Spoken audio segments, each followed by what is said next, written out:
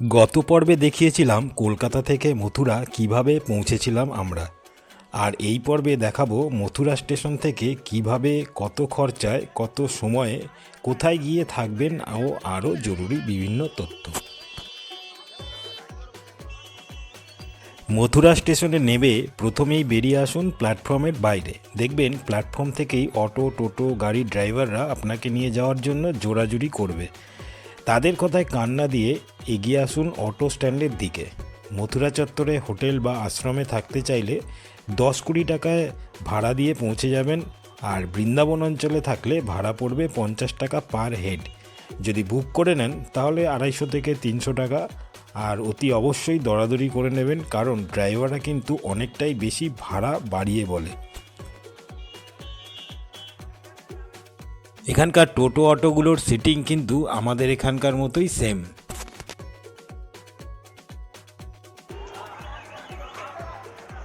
একটা অটো ঠিক করলাম, 50 টাকা করে পার হেড। রামকৃষ্ণ আশ্রম ছেড়ে দেবে। প্রচুর উৎপাদ এখানে।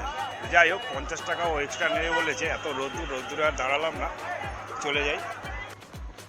যদি হোটেল বা আশ্রম ঠিক করা থাকে তাহলে তো কোনো কথাই নেই। আর যদি না থাকে তাহলে মথুরায় থাকলে চলে যান সোজা কৃষ্ণ জন্মভূমি চত্বরে।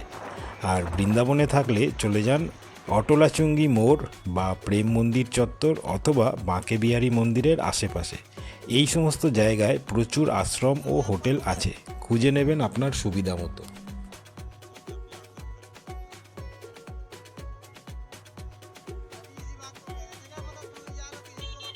আমাদের আগে থেকে বৃন্দাবনে রামকৃষ্ণ আশ্রম বুকিং করা ছিল, তাই আমরা একটি অটো 300 টাকায় বুক করে সোজা চলে গিয়েছিলাম রামকৃষ্ণ আশ্রমে।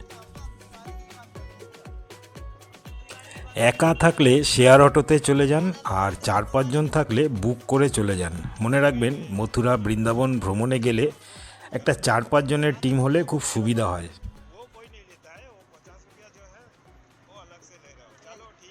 মথুরা জংশন থেকে শ্রীকৃষ্ণ জন্মভূমি প্রায় 2 কিলোমিটার আর বৃন্দাবন প্রায় 15 কিলোমিটার। সময় লাগবে যথাক্রমে মথুরায় কৃষ্ণ জন্মভূমি 5 থেকে 7 মিনিট টোটোতে, অটোতে, আর বৃন্দাবনে প্রায় 30 থেকে 35 মিনিট। আবার বাস স্ট্যান্ড থেকে বাসেও যেতে পারেন কম ভাড়ায়, যেটা বাস স্ট্যান্ড থেকে বৃন্দাবনে যাচ্ছে আধ ঘন্টা 1 ঘন্টা অন্তর অন্তর।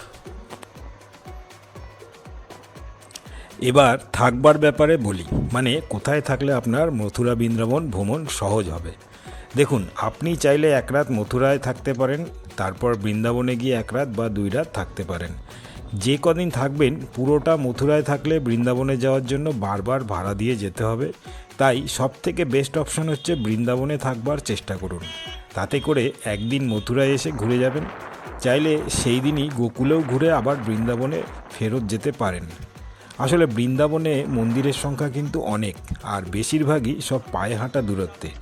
আবার বৃন্দাবন থেকে গোবর্ধন পরিক্রমায় বা নন্দগাঁও বর্ষানায় যেতেও সুবিধা হবে, ও গাড়ি বুকিং করতেও কিন্তু অসুবিধা হবে না। কথা বলতে বলতে আমরা রাস্তায় পার করছি একটা দর্শনীয় স্থান। এই যে ডান দিকে, এটা হচ্ছে বিড়লা ধর্মশালা, আর এর ঠিক অপোজিটে রয়েছে বিড়লা মন্দির, যেটাকে আমরা মথুরায় গীতা মন্দির হিসাবে চিনি।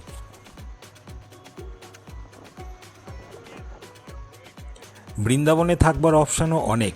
অটলাচুঙ্গি মোড়, বাঁকে বিহারী মন্দির চত্বর বা প্রেম মন্দিরের আশেপাশে অনেক হোটেল, আশ্রম, ধর্মশালা রয়েছে। 200 টাকা থেকে শুরু করে 1000 টাকার মধ্যে অনেক অপশান পেয়ে যাবেন। তাছাড়া বৃন্দাবনেই রয়েছে ভারত সেবাশ্রম সংঘ, যেখানে শুধুমাত্র স্পট বুকিং হয়। রয়েছে রামকৃষ্ণ আশ্রম, যেখানে মেল দ্বারা বুকিং হয়। আমরা যেহেতু রামকৃষ্ণ আশ্রমে থাকবো, তাই এই আশ্রমের পুরো ডিটেলস বলে দেবো। আর রামকৃষ্ণ আশ্রম বৃন্দাবনে থাকার সেরা অপশন। এখানে থেকে আপনি বৃন্দাবনের মন্দিরগুলি সহজেই দেখে নিতে পারবেন।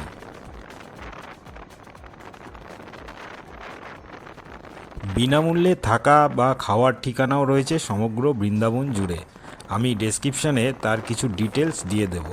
আর আমার ভিডিওগুলো দেখতে থাকুন, পরপর দেখবেন অনেক মূল্যবান তথ্যও পেয়ে যেতে পারেন, যা আপনার মনে জিজ্ঞাসা রয়েছে। এই দেখুন, এই বাসগুলো মথুরা বৃন্দাবনে চলাচল করে। আপনি যখন মথুরা কিংবা বৃন্দাবনে গাড়ি করে ঘুরবেন তখন কিন্তু এরকম অজস্র মন্দির আপনি রাস্তায় দেখতে পাবেন।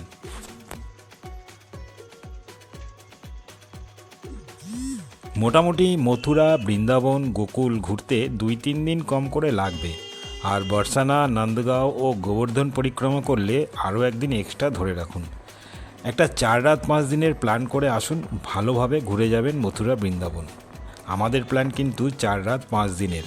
দেখতে থাকুন, তাহলে অনেক সহজ হয়ে যাবে আশা করছি। আর আমাদের এই 4 রাত 5 দিনের প্ল্যানিং নিয়েও একটা ভিডিও করেছি, সাবস্ক্রিপশান করে রাখুন, তাহলে ভিডিওগুলো পেয়ে যাবেন। আর বলতে বলতে এই আমাদের রামকৃষ্ণ আশ্রমের ঢুকছি, আমরা প্রবেশ করছি।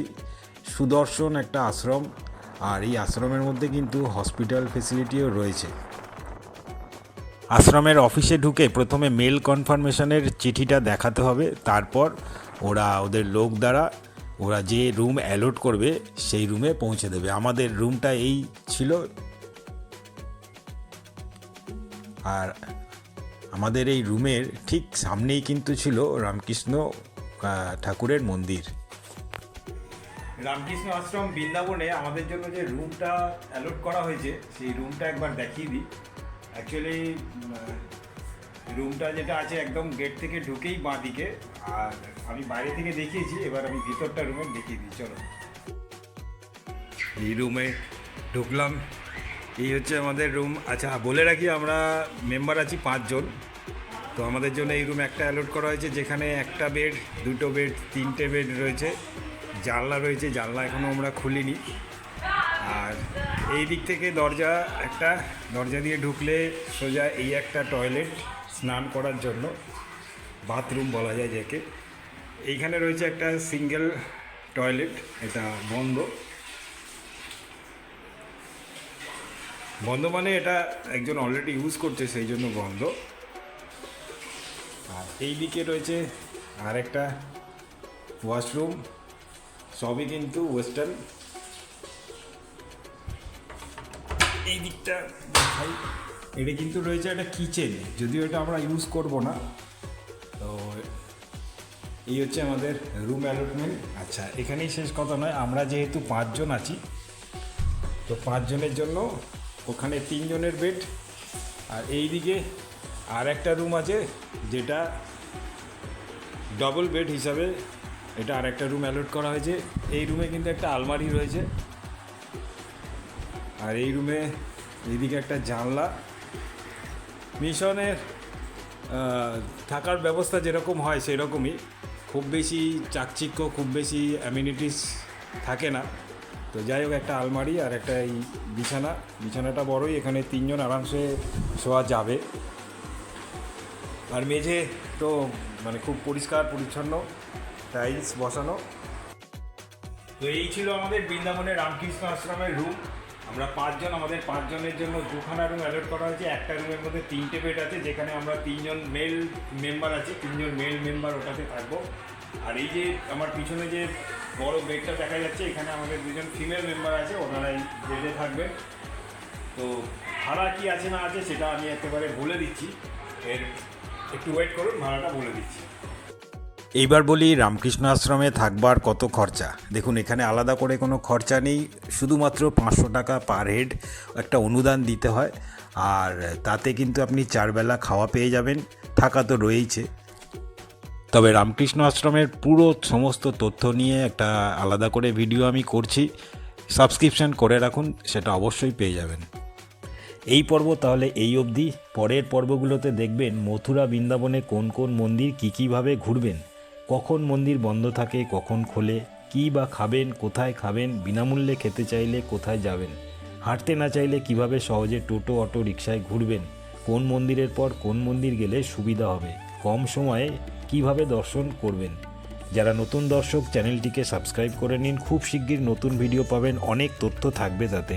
আর এই পর্বটি ভালো লাগলে লাইক করতে ভুলবেন না, কিছু বক্তব্য থাকলে কমেন্ট করে জানাবেন। দেখা হচ্ছে তাহলে নতুন পর্বে নতুন ভিডিওয়। ভালো থাকবেন, ভালো রাখবেন।